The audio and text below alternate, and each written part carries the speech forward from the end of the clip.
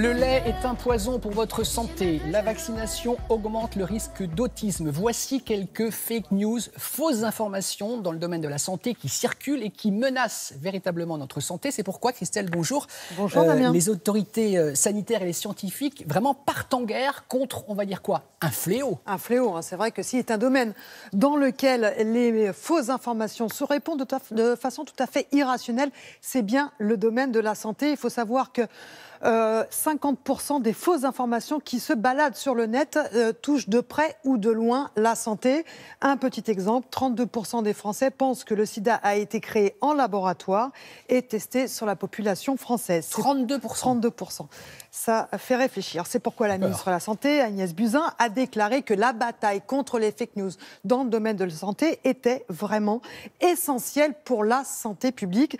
D'ailleurs, l'Université Paris-Descartes organise des conférences pour que justement le public puisse assister à ce que les scientifiques peuvent se battre contre ces fausses informations. L'occasion pour nous de revenir justement sur ces informations qui, malheureusement, Damien, gagnent de plus en plus de terrain.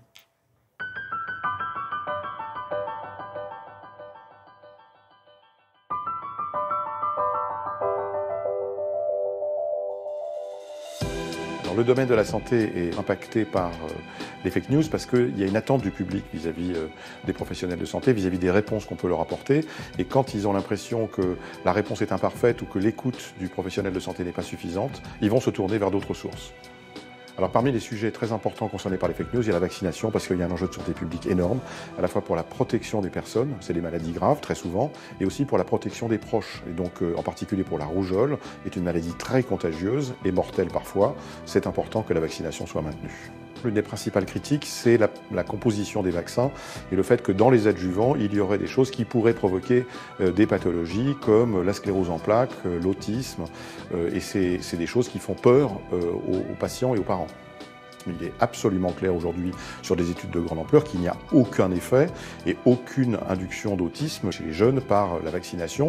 Donc ce sont des nouvelles qui sont évidemment tout à fait fausses. Alors, autre sujet qui est beaucoup discuté, c'est l'intolérance au gluten. Donc, et ça touche, c'est une vraie maladie, mais ça touche une fraction de la population qui est très faible. On pense que c'est entre 0,2 et 0,5% de la population qui en souffre. Or, aujourd'hui, les gens qui se disent intolérants au gluten sont bien plus nombreux. Et en fait, dans la majorité des cas, c'est une impression et pas la réalité d'une pathologie qui existe.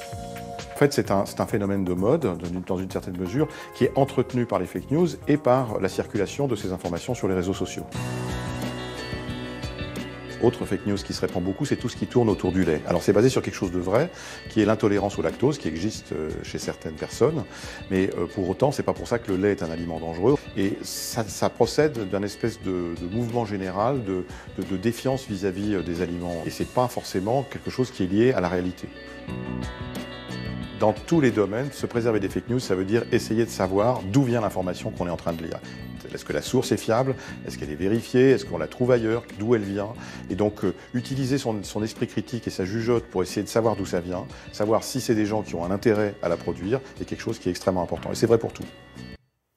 Christelle, quelques conseils pour vérifier les infos médicales. Comment savoir si elles sont vraies, ces infos ? Fouiller, il faut chercher. Vous pouvez vous rendre sur le site de Santé publique France, l'Agence nationale de santé publique.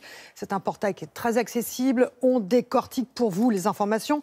L'INSERM, parce qu'il faut savoir que les chercheurs se mobilisent aussi. Ils en ont marre d'entendre tout et n'importe quoi, donc ils se mobilisent. L'INSERM a lancé Canal Détox sur YouTube, des petites vidéos décryptage très intéressantes. C'est très bien fait. Et sur le même modèle, le CNRS propose Zeste de science dans tous les domaines de la science, et ça inclut évidemment celui de la santé. Et pour conclure, je reprendrai, Damien, une petite phrase d'un de nos confrères.